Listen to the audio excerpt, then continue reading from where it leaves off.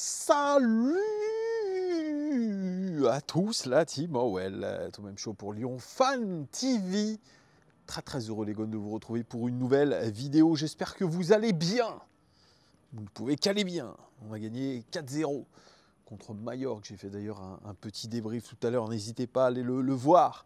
En tout cas, c'est positif ce début de préparation, même si ces deux matchs au Groupama Well Training Center ont été compliqués. Là, l'OL monte en puissance face à des faibles oppositions, certes, mais l'OL monte en puissance face à des équipes qui sont ce qu'elles sont et avec des contraintes qui sont elles aussi ce qu'elles sont à l'Olympique Lyonnais, parce qu'il y a énormément de contraintes aujourd'hui pour l'Olympique Lyonnais au niveau mercato.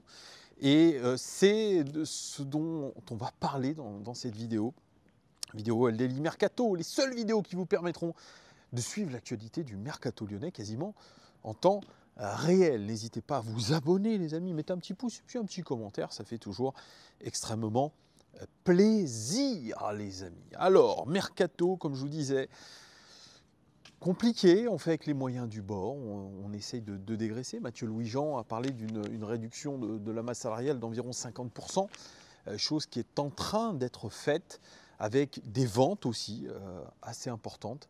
Et puis, cette volonté d'aller chercher, encore une fois, un milieu de terrain défensif et puis un ailier. On fait avec les moyens du bord et de ce qu'on a compris dans cette interview de Mathieu Louis-Jean, que vous pouvez retrouver, je pense, sur Wellplay, c'est que Malik Fofana, ce n'est pas une obligation de le vendre. Est-ce qu'on doit le croire ou pas? On n'en sait rien. Seul l'avenir nous le dira. Si on avait raison de le croire, est-ce qu'on va le vendre ou pas le vendre? Ça reste toujours en suspension. Même eux ne le savent pas pour l'instant. Lui qui est écarté des terrains pour un protocole commotion, il a pris un coup à l'entraînement, Malik Fofana. Donc il n'est pas là, il ne sera pas là pour une dizaine de jours. Mais voilà, ce mercato est intéressant dans le sens des départs. Dans le sens des arrivées, on n'a pas vu encore énormément d'arrivées. Il y a l'arrivée d'Afonso Moreira, l'arrivée de Ruben Kluivert. On est sur un gardien. Est-ce qu'il viendra? On parle de Dominique Grif, pardon, le portier de Mallorca. Viendra-t-il? On ne sait pas. Il va y avoir une proposition de fait, une offre de fait par l'Olympique lyonnais. On verra ce que ça va donner.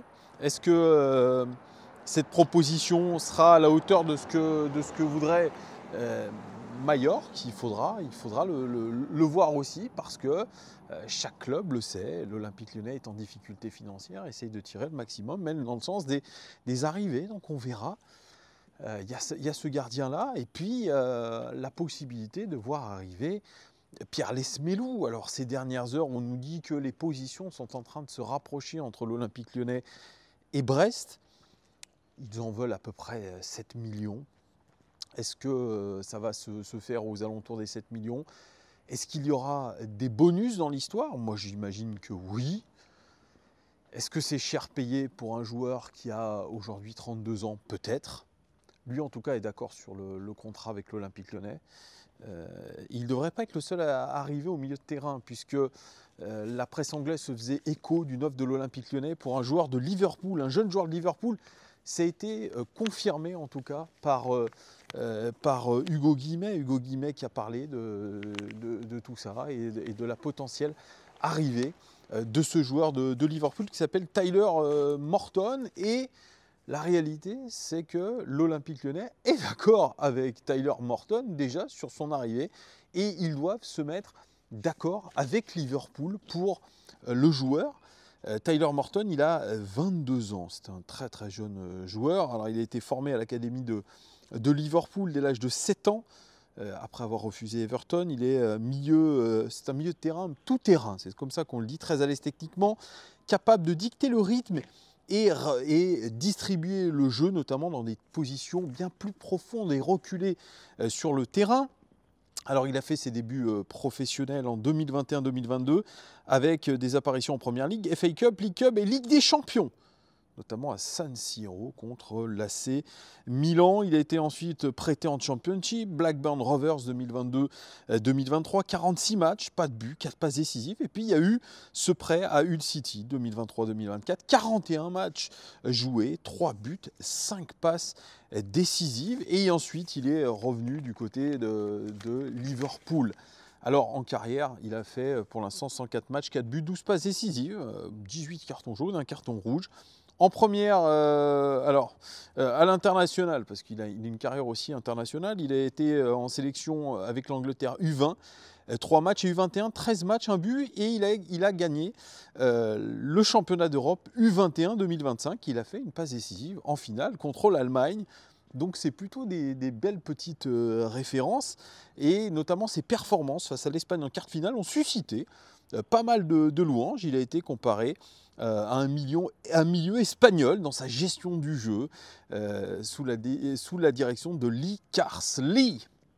Alors, sa situation et son avenir. Alors, il a eu une grosse blessure à l'épaule en décembre 2024. Il a eu une intervention chirurgicale. Il a eu une absence de 3 mois.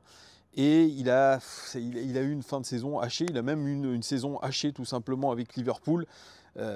C'est pour ça qu'aujourd'hui il a envie de prendre son envol, et Liverpool espère en tirer 7 millions d'euros. Alors, quels sont ses points forts, les amis? Il est excellent en possession, il est capable de distribuer le jeu sous pression.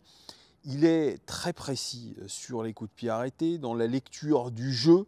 Il est très intelligent, et puis il a une mentalité combative. Et ça, c'est très important, la mentalité d'un joueur. Alors, quelles sont peut-être aussi ses limites? Il a des limites, ce garçon. Physiquement, il est encore un petit peu fragile, et pourtant, il a connu le championnat anglais. Il manque de puissance et de présence dans les duels aériens. Et surtout, ses limites, c'est qu'à Liverpool, champion d'Angleterre, Liverpool, il est donc champion d'Angleterre. Il a une grosse concurrence au milieu de terrain avec Gravenberch, Bajcetic ou Endo. Et pour l'instant, même pour un poste de remplaçant, c'est compliqué. C'est pour ça. Il va devoir aujourd'hui trouver un point de chute. Et a priori, ça devrait être à l'Olympique lyonnais. Sa saison 2024-2025, elle a été stagnante pour Tyler Morton. Il n'a pas pu se frayer une place dans cet effectif hyper compétitif, hyper talentueux de Liverpool. Il n'a pas joué en Première Ligue du tout. Alors, je vous ai peut-être dit une saucisse. S'il n'a pas joué en Première Ligue, il n'est donc pas champion d'Angleterre, mais ça, c'est à vérifier. Il a été blessé, voilà, et il a disputé que quelques rencontres en coupe, mais c'est quelque chose qu'il a forgé, il l'a dit lui-même. Et aujourd'hui, comme je vous ai dit, il est prêt à relever le challenge, peut-être à l'Olympique lyonnais, pour pouvoir vraiment lancer sa carrière. C'est un joueur talentueux, c'est ce genre de profil qu'il nous faut. Alors, il y a quelque chose, moi, qui me chagrine un petit peu, c'est que le jeune Mera, qui aujourd'hui a l'air de montrer des belles dispositions à seulement 17 ans, va-t-il rentrer dans la rotation? Va-t-il être éclipsé? Parce que les postes au milieu de terrain seront très chers. On sait que Tolisso et Tessman sont pour l'instant des titulaires à part entière. Après, est-ce qu'on voit un départ potentiel de Corentin Tolisso? Il faut se poser aussi la question. Il y a Pierre Lesmelou qui va arriver, je vous l'ai dit, enfin a priori. Et puis Tyler Morton, on risque d'avoir peut-être un embouteillage au milieu de terrain, mais j'imagine que l'OL prévoit aussi le calendrier qui sera peut-être surchargé avec l'Europa League à jouer, avec la Coupe de France aussi. Et donc il faut prévoir tout ça. Et on a besoin de profondeur de banc. Et vous le savez, ce mercato, il se fera au rabais. Il se fera avec des joueurs à fort potentiel qui vont devoir montrer des choses. Et on ne va pas les payer trop cher. Donc on cible un petit peu ce genre de joueur.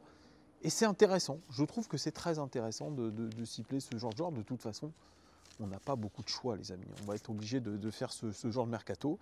Et la rumeur de Tyler Morton, en tout cas si elle se révèle vraie et que c'est bien engagé, moi je trouve que c'est intelligent, c'est intéressant. C'est un jeune joueur, champion du monde, champion d'Europe U21, très récent, qui a une expérience en Championship, qui est un championnat extrêmement relevé.